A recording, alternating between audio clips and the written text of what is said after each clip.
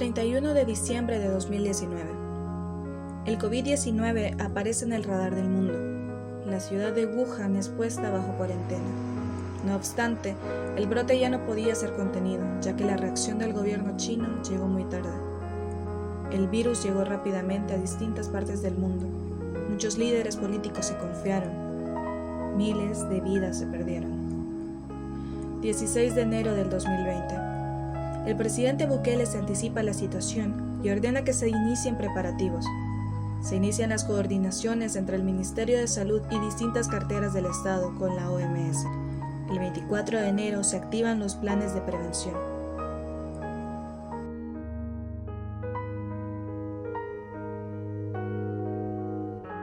Deberán enviar a su casa a sus trabajadores que padezcan de insuficiencia renal, enfermedades inmunodepresoras, afectaciones cardíacas serias, entre otros tipos. Esto aplica para los diferentes sectores, a las poblaciones arriba de 60 años. Todo el sector público, sin excepción, deberá enviar al personal que no sea extremadamente necesario o para brindar servicios públicos vitales durante la emergencia. Estas disposiciones estarán vigentes 30 días a partir del martes 17 de marzo y el Ministerio del Trabajo garantizará que se cumpla lo dispuesto. El 25 de enero se inician las capacitaciones del personal de salud. El 26 de enero ya se habrían establecido controles en los puntos de entrada al país. Que nosotros garantizamos al pueblo salvadoreño de que estamos haciendo un trabajo conjunto con los señores de la Fuerza Armada para garantizar de que en ningún paso no habilitado haya ingreso de salvadoreños o de extranjeros al país. Nosotros tenemos registrados alrededor de unos 22 puntos ciegos, que son los que están bajo mi jurisdicción. Recordemos que el departamento de Huachapán es un poco grande y eso es lo que nosotros le damos la seguridad. El 29 de enero, la OMS confirma casos de COVID-19 en 3 continentes. 30 de enero, el COVID-19 es declarado como una emergencia nacional. El presidente cerró el país poco a poco, evitando la llegada del virus por varias semanas. 6 de marzo. Se declara alerta amarilla en todo el país. 9 de marzo. El presidente Bukele continúa aplicando medidas preventivas. 11 de marzo. La OMS declara pandemia por COVID-19. Nayib Bukele declara alerta naranja en todo el país. Horas más tarde se declara cuarentena nacional. Hemos decidido declarar cuarentena para todo el territorio nacional. 16 de marzo. Se anuncian nuevas medidas preventivas, entre ellas el cierre del Aeropuerto Internacional Monseñor Óscar Arnulfo Romero. Son prohibidas las concentraciones de más de 50 personas. 18 de marzo. Se confirma el primer caso, un salvadoreño que evadió los puntos de control. Una de esas pruebas salió negativa y la otra salió positiva. Es decir, oficialmente ya tenemos un caso de COVID-19 en El Salvador. El presidente suspende pagos de energía, agua, teléfono, cable, internet, créditos y alquileres durante 3 meses. Y hemos decidido suspender el pago de la cuota de energía eléctrica por 3 meses, suspender el pago de la cuota de agua por 3 meses, del recibo de agua, igual que el recibo de energía eléctrica. Se suspende por 3 meses la cuota de teléfono, de cable e internet. Se suspenden también los pagos de crédito de las casas comerciales, si sacó un televisor, una refrigeradora. También se suspenden los créditos de las ventas de carros o de motos. También no tiene que pagarlos, se aplica para estas medidas. 21 de marzo. El presidente Bukele anuncia una cuarentena domiciliar completa. 5 de mayo. El presidente Bukele anuncia una cuarentena más rigurosa. Solo se permite salir 2 veces por semana según el número de DUI. Se reparten canastas básicas.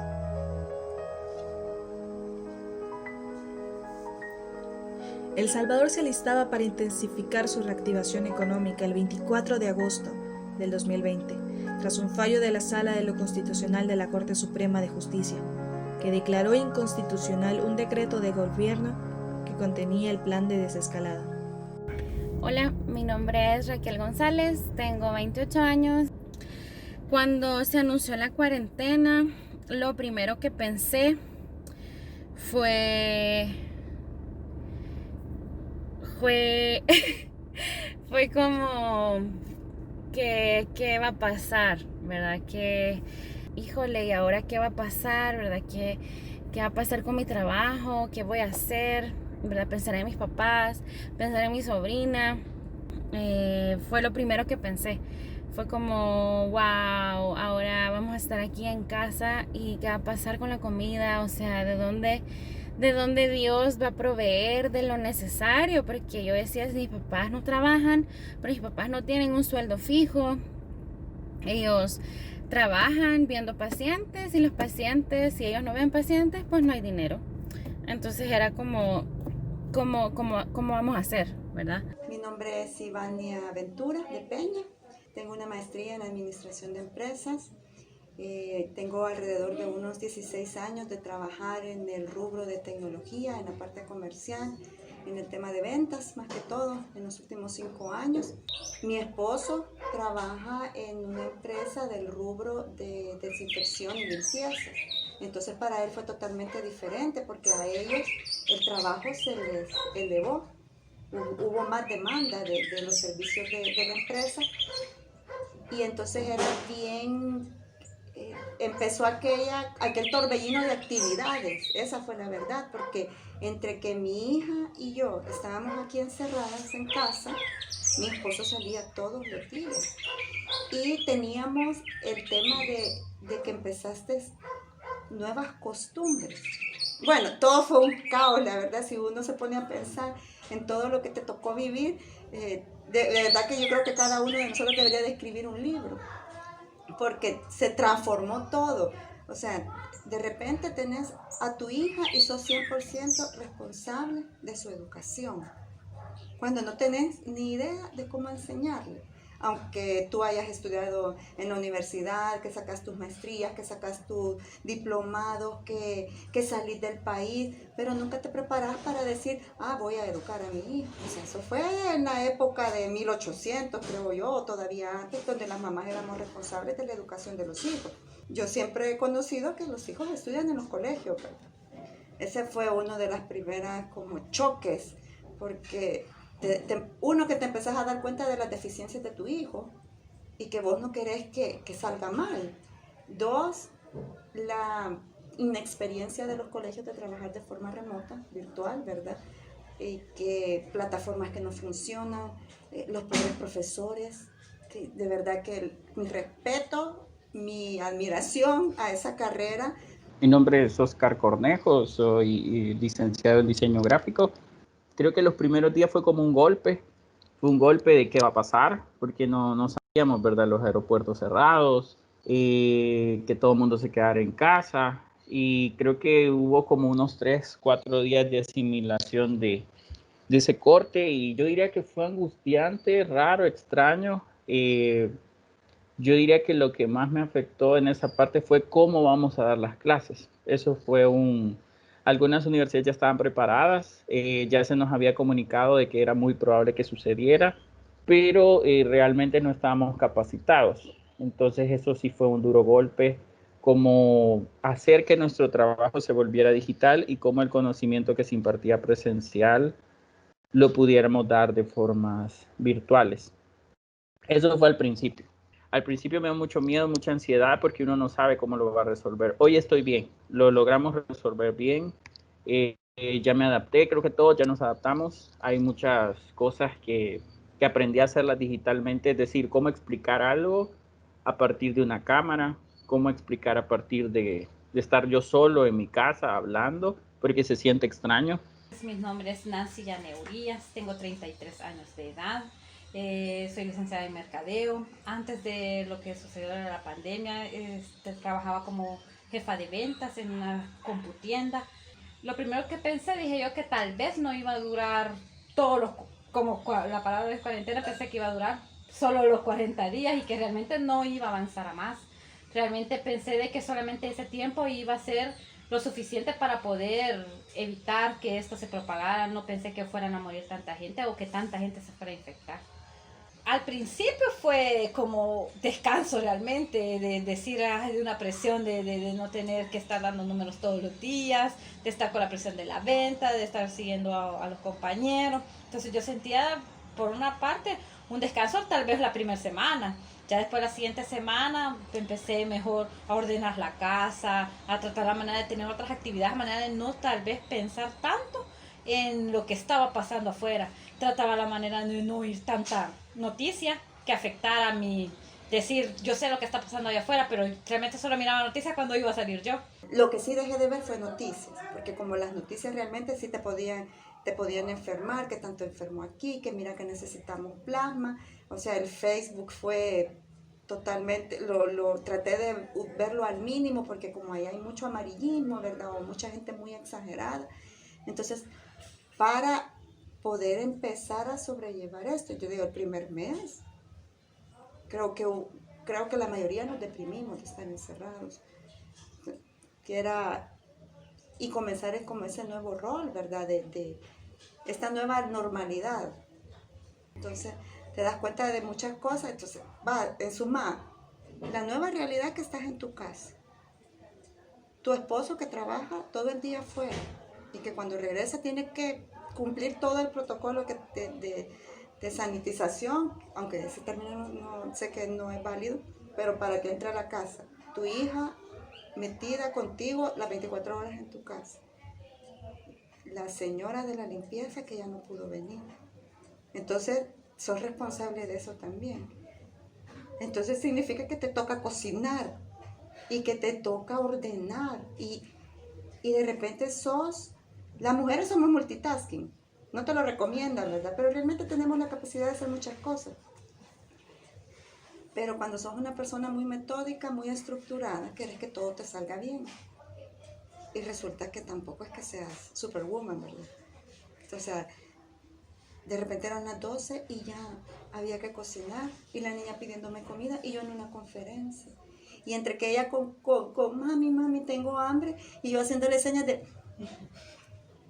Porque estábamos en conferencia con algún cliente o con algún fabricante o algo, ¿verdad? Pero, y empieza aquello psicológico a presionarte, a decirte, tenés que ser una excelente profesional, tenés que ser una excelente mamá, tenés que ser una excelente ama de casa, tenés que ser una excelente esposa. Fue un caos. O sea, el primer mes yo creo que se me cayó el pelo. O sea, de verdad, o sea, yo me sentía tan presionada, tan impotente. Querés tener todo bajo control. Trabajar en casa es bien difícil, sobre todo por todas las distracciones que uno tiene, que el pan, los tamales, que el gas, que el agua, que ir a los vecinos que escuchan reggaetón a todo volumen, eso me pasa. Yo soy una persona casera, me gusta estar mucho en mi casa, pero tenía muchos años de no pasar en mi casa, trabajo, incluso en fases de mi vida donde solo venir a la casa a dormir y pasarme totalmente afuera. Tuve épocas de mi vida donde me desconecté totalmente de mi familia, y creo que esto me sirvió para reconectar. Yo me siento muy bien porque he vuelto a pasar mucho tiempo con mis hijos, con mi familia. Bueno, soy millennial, ¿verdad? No nací directamente con el teléfono en la mano, pero digamos que todavía un poquito mi generación está más acostumbrada al tema de la vida social, ¿verdad? A través de las redes sociales. No me cuesta tanto hacer una videollamada como un adulto mayor. La pandemia lo que hizo fue regresar a los padres con los hijos y los hijos con los padres. Esa es la verdad. Volvió a reunir a la familia. Todo el tiempo que estuve en la cuarentena no me cancelaron ni un centavo, porque decían de que no tenían como ingresos, como era una computienda, no habían como ventas, aunque ellos sí siempre siguieron vendiendo, tanto en línea, despachaban, ellos realmente los jefes se rebuscaron de manera de seguir despachando mercadería, tratar de conseguir proyectos grandes, tal vez directo al gobierno, venderle directo al gobierno, porque el gobierno siempre siguió comprando, siempre siguió pagando, siempre todo, pero realmente a los trabajadores, a todos nos despacharon a las casas y nos dijeron de que no nos iban a cancelar después de que cuando reactivaran la economía. Ya pasó la reactivación de la economía y aún actualmente no me han cancelado ni siquiera eso, ni el tiempo, ni nada. Solo no me dicen de que están en stand-by, que lo están analizando y así lo van llevando a largas a uno.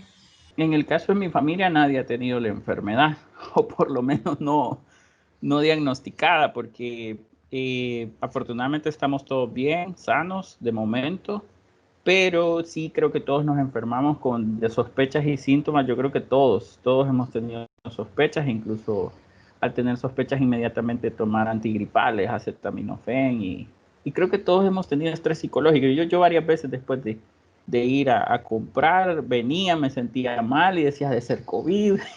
Y algo que entendía, que yo decía, me voy a relajar, ojalá que no sea. Y cuando medio me relajaba, como que sentía que el cerebro como que también la mente te enferma. Entonces, sí me daba cuenta que después de un par de horas, yo decía quizás era cansancio o quizás simplemente te quiere dar gripe normal o producto del clima. Hace poco que estuvo lloviendo me sentí mal cuando esos cambios tan extraños del clima. Sí, hace poco, la semana pasada me sentí bien mal. Yo dije quizás me va a dar. Sí, mi mamá estuvo mal una semana. Calenturas, pérdida del sabor, constipada, dolores de cabeza, dolores de espalda. Mi papá a la par. Y mi papá le servía el café y después se tomaba el café que ella dejaba. O sea, esa es la verdad. O sea, mi papá iba a la tienda y no se ponía mascarilla. Salía al centro comercial, al súper, y allá lo sacaban porque no andaba mascarilla. O sea, mi papá es de esos señores rebeldes, que vos le decís, papá no salga y ya va para afuera. O sea, entonces, era una preocupación extrema, aparte de que no los podés ir a ver. Yo no los pude ir a ver por la niña. Entonces, me da a mí, le da a la niña, mi hermana es igual. Entonces, era como que todo a remoto, control remoto. Pasó la semana y mira a la señora bien recuperada. Bien recuperada. Entonces, como te digo, a la fecha no sabemos realmente si fue COVID o no. El doctor le dijo, o sea, usted puede ir a hacerse el examen, pero ahí hay imagínate, doctor, está el riesgo de que diga que no y allá lo vaya a adquirir el virus, o quedarse con la duda y darle gracias a Dios de que ya pasó y que todo está bien. Pues en mi círculo familiar se enfermaron ambos papás. Mi mamá no presentó tantos síntomas como mi mamá no presentó tantos síntomas como mi papá, pero ambos se enfermaron. Quizás fue la que más nos movió el piso porque pues a él se le tuvo que poner plasma, tuvo que estar en el hospital, y de él sí tuvimos que despedirnos de una forma de no saber si realmente lo íbamos a poder volver a ver. Mis papás, cuando se despidieron, que mi papá se fue al hospital, fue así, ¿verdad? Ellos se despidieron y fue una despedida de adiós para siempre, porque de verdad mi papá creía que se iba a morir en el hospital. La pandemia del COVID-19 es la crisis de salud global que define nuestro tiempo y el mayor desafío que hemos enfrentado desde la Segunda Guerra Mundial. Pero COVID-19 es mucho más que una crisis de salud. Al poner a prueba a cada uno de los países que toca, la enfermedad por COVID-19 tiene el potencial de crear crisis sociales, económicas y psicológicas devastadoras que dejarán profundas cicatrices. Para algunos es una desgracia, algo devastador, una situación que les quitó a uno o varios seres queridos, que les quitó su trabajo, que desató su divorcio o de cierta manera maltrato intrafamiliar. Para otros, por otro lado, es una bendición, que les generó más ingresos, que les dio el beneficio del tiempo libre que pudieron emplear para realizar esos proyectos para los que sentían que el día no tenía suficientes horas. Una situación que unió a su familia, que les permitió descansar del mundo tan acelerado en el que vivían. Una cosa es segura, esto marca un antes y un después en nuestra realidad. Debemos adaptarnos y aprender de nuestro nuevo entorno, ya que para bien o para mal, ya nada será como antes.